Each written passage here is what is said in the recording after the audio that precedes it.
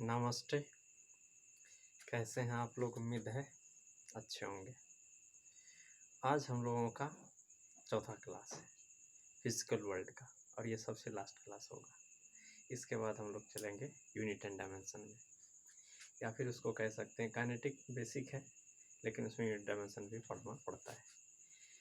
तो इसमें हमको पढ़ना है आज फंडामेंटल फोर्स के बारे में। कितने फोर्स होते हैं फंडामेंटल फोर्स? तो बेसिकली फंडामेंटल फोर्स को जो है 4 रखा गया है। कितने? 4। There are 4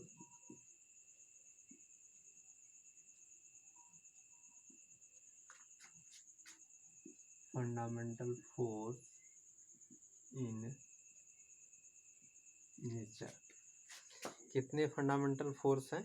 4। पहला है ग्रेविटेशनल फोर्स,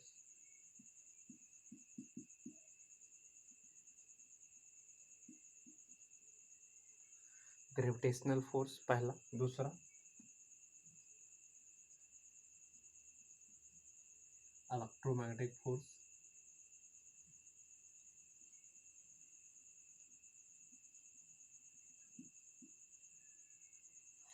तीसरा स्ट्रॉन्ग न्यूक्लियर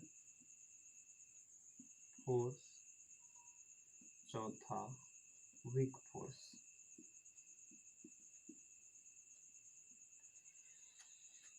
इस तरह से 4 फंडामेंटल फोर्स है। और बेसिकली हम लोग जानते हैं ग्रेविटेशनल फोर्स के बारे में, 9th क्लास से हम लोग पढ़ते आ रहे हैं। ग्रेविटेशनल फोर्स क्या है? तो दुनिया में कोई भी 2 ऑब्जेक्ट बगैर एक दूसरे पर फोर्स लगाए नहीं रह सकता है। कोई भी दुनिया में जो भी आपके नज़रों के सामने है और जो नज़रों के सामने आपके नहीं है, यहाँ तक कि अर्थ, मून, सन, जुपिटर, जो भी है, सारे ऑब्जेक्ट एक दूसरे के तरफ अट्रैक्ट करते हैं और अट्रैक्ट होते हैं, बशर्ते हमको पता नहीं चल रहा है। हो सकता है हमारे और आपके बीच में भी एक अट्रैक्शन हो रहा है, लेकिन ये उतना मतलब इफेक्टिव नहीं है जो कि आप हमारे करीब खींच के आ जाते हैं, वरना ये फोर्स तो लग ही रहा है। तो ग्रेविटेशनल फोर्स बेसिकली जो है किस पर डिपेंड करता है? तो ग्रेविटेशनल फोर्स मास पर डिपेंड करता है। दुनिया में कोई भी ऐसा ऑब्जेक्ट जिसमें मास है, उस पर ग्रेविटेशनल फोर्स लगेगा। और हमें तो लगता है जो भी आपके सामने जो भी सारी वस्तुएं दिखती हैं, सब में कुछ ना कुछ मास है। यहाँ तक तो इलेक्ट्रॉन को ज़बरदस्ती खोजा गया तो उसमें भी मास पाया गया, तो उससे तो भारी ही चीज़ है हमारे आसपास। तो इस तरह से हम कहेंगे ग्रेविटेशनल फोर्स किसी भी ऑब्जेक्ट पर लगता है, किसी भी 2 ऑब्जेक्ट पर लगता है, और वो एक दूसरे को अट्रैक्ट करता है। अब इसमें हमको पढ़ना है कि इसका कारण क्या है, कौन सा ऐसा चीज़ है जिसके कारण ऐसा लगता है। तो जैसा बताया जाता है साइंटिस्ट के द्वारा और लेखकों के द्वारा कि नहीं, एक पार्टिकल होता है ग्रेविटॉन। क्या नाम है इसका? Graviton, GRAVITON। ये ग्रेविटॉन नामक पार्टिकल जो है एक दूसरे को जो है ट्रांसमिट करता है, ट्रांसफॉर्म करता है। क्या कहते हैं, एक दूसरे की तरफ वो जो है भेजता है, गेन करता है, लॉस करता है। तो उसी में से इसके ट्रांसफ़र से ही जो है ग्रेविटेशनल फोर्स लगता है। जैसा कि हम लोग जानते हैं ग्रेविटेशनल फोर्स के बारे में, फॉर्मूला इसका जो होता है F बराबर G m1m2/r²।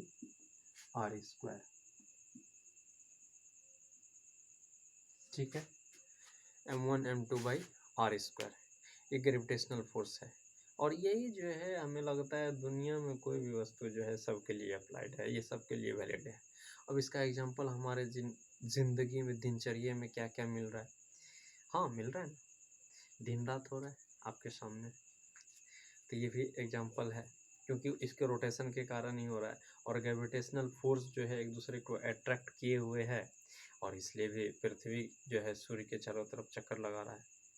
क्योंकि सोलर इक्लिप्स की घटनाएं भी जो हो रही हैं, और एक दूसरे से कहीं ना कहीं वो अपने रास्ते में आ जा रहा है, वही फोर्स के कारण फोर्स लग रहा है।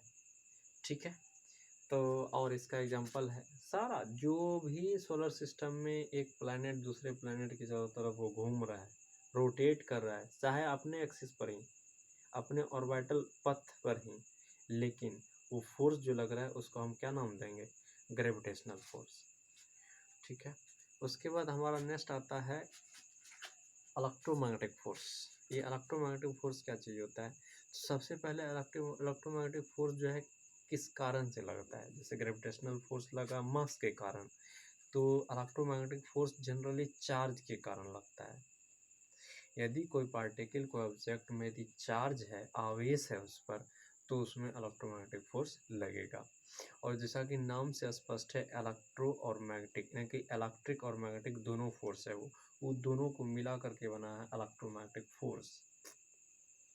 क्योंकि इसके पहले इलेक्ट्रिक फील्ड और मैग्नेटिक फील्ड को अलग अलग ट्रीट किया जाता था, लेकिन ओरस्टेड एक्सपेरिमेंट हुआ। इलेक्ट्रिक फील्ड तो जान ही रहे थे, इलेक्ट्रिक ओरस्टेड एक्सपेरिमेंट हुआ, दोनों को मिला है, दोनों को अलग अलग बात किया कि नहीं, मैग्नेटिक फील्ड अलग है, इलेक्ट्रिक फील्ड अलग है। तो मैक्सवेल ने 4 इक्वेशन दिया और उन्होंने सिद्ध कर दिया कि इलेक्ट्रिक और मैग्नेटिक फील्ड दोनों मिल करके एक ही डायरेक्शन में आगे मूव करेगा। इसको मिला करके एक वेव बना सकता है जिसको इलेक्ट्रोमैग्नेटिक वेव कहा। और इसको जो है इसका वेलोसिटी बताया वही प्रकाश का वेग, यानी कि 3 × 10⁸ मीटर पर सेकेंड। अच्छा, यदि 3 × 10⁸ वेलोसिटी ऑफ लाइट के बराबर है, कहने का मतलब क्या है कि प्रकाश भी है इलेक्ट्रोमैग्नेटिक वेव। जी हाँ, इसलिए हम लोग पढ़ते हैं कि ऑप्टिक्स चैप्टर क्लास 12th में हम लोग पढ़ते हैं कि चार्ज में जो है इसमें सॉरी लाइट में जो है 2 तरह के कैरेक्टर होते हैं। ड्यूअल नेचर ऑफ लाइट हम पढ़ते हैं, एक होता है पार्टिकल नेचर और दूसरा वेव नेचर। तो इस तरह से हमको बताया किसने? इलेक्ट्रोमैग्नेटिक फोर्स को किसने बताया? मैक्सवेल ने। आगे इसका और भी टॉपिक है। उसके बाद स्ट्रॉन्ग न्यूक्लियर फोर्स और वीक फोर्स। न्यूक्लियर फोर्स ही है ये भी, वीक न्यूक्लियर फोर्स ही है ये भी, NuClear, ये न्यूक्लियर फोर्स ही है। तो ये दोनों जो है नाभिक के अंदर लगता है, ये नाभिक में ही लगता है। बेसिकली ये स्ट्रॉन्ग होता है जो कि एक दूसरे पार्टिकल को बांधे रखता है, और उससे थोड़ा वीक होता है जिसका नाम है वीक न्यूक्लियर फोर्स। ये दोनों कहाँ लगता है? तो पार्टिकल के अंदर में, जो कि इलेक्ट्रॉन प्रोटॉन होता है वहाँ पर। ये आपका दोनों फोर्स है। बेसिकली इसका और भी डिटेल्स हम लोग पढ़ेंगे आगे चल करके। उसके बाद आता है कि नहीं, फोर्स का यूनिफाई कर दिया गया। फोर्स ये 4 को भी मिला करके जो है ना, अब कहा कि नहीं, कुल मिला करके अभी तो 4 फोर्स को छोटा कम करते करते 4 फोर्स लाया है। हम लोग पढ़ा करते थे ग्रेविटेशनल फोर्स के पहले viscous force, friction force, liquid के बीच में लगा तो फ्रिक्शन विस्कस फोर्स हो गया, ऑब्जेक्ट के दो सॉलिड ऑब्जेक्ट के बीच में लगा फ्रिक्शन फोर्स हो गया, तो स्प्रिंग फोर्स हो गया। सारा कोई फोर्स नहीं है, ग्रेविटेशनल फोर्स है, बाकी सब कुछ है, सबको मिला करके एक ही है। तो अब हम लोग पढ़ेंगे इसके बाद यूनिफिकेशन। जैसे ग्रेविटेशनल फोर्स आया तो उन्होंने यूनिफाई कर दिया, वो किसने किया? न्यूटन। बस आगे हम लोग पढ़ने जा रहे हैं।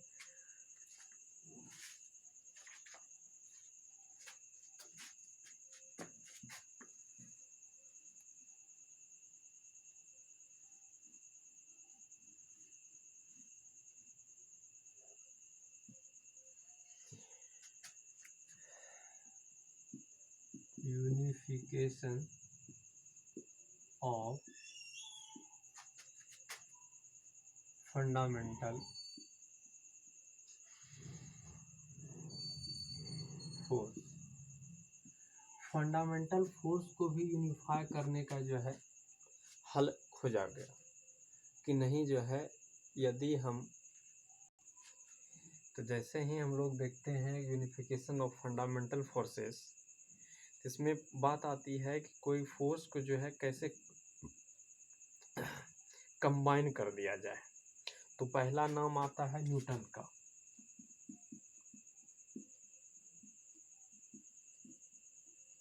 क्योंकि न्यूटन ही पहला व्यक्ति है जिन्होंने जो है ग्रेविटेशनल फोर्स ला करके बहुत सारे फोर्स को जो है एक में बांध दिया।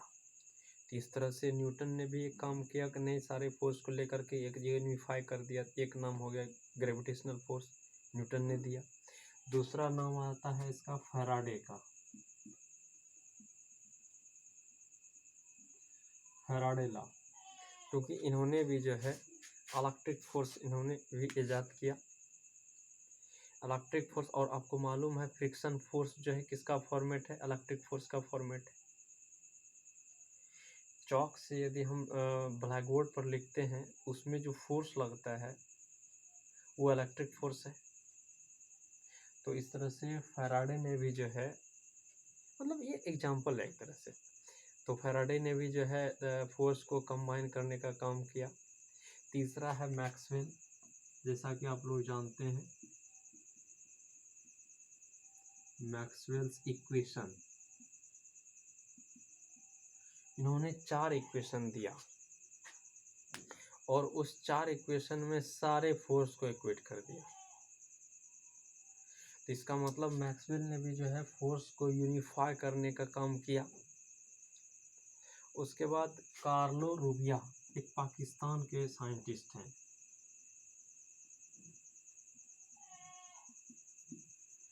इन्होंने जो है एक ऐसा फोर्स का क्रिएट किया कि स्ट्रॉन्ग न्यूक्लियर फोर्स और वीक न्यूक्लियर फोर्स दोनों को मिला दिया,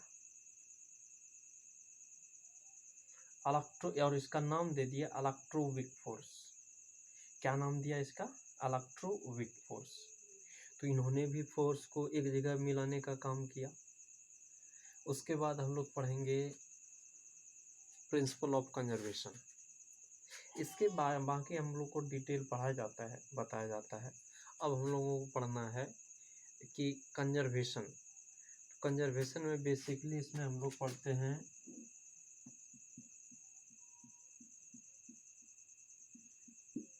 एक पढ़ते हैं एनर्जी का कंजर्वेशन, दूसरा पढ़ते हैं चार्ज का, तीसरा पढ़ते हैं हम लोग मोमेंटम का, ये है लीनियर मोमेंटम, और चौथा है एंगुलर मोमेंटम। मतलब कंजर्वेशन का मतलब सिमेट्री ऑफ नेचर, नेचर के सिमेट्री को फुलफिल करने के लिए हमको कंजर्वेशन ऑफ चार्ज पढ़ते हैं। हालांकि अभी तक जो है प्रूफ हो पाया है सिर्फ एनर्जी को ही, बाकी तीनों तो हमें नहीं लगता है 100% प्रूफ है। बुक बहुत सारे अलग अलग मैटर की बात करता है। कंजर्वेशन इतना सा हाइपोथेसिस है ये, क्योंकि प्रूफ इसको करना हाइपोथेसिस को संभव तो होता नहीं है कि चार्ज,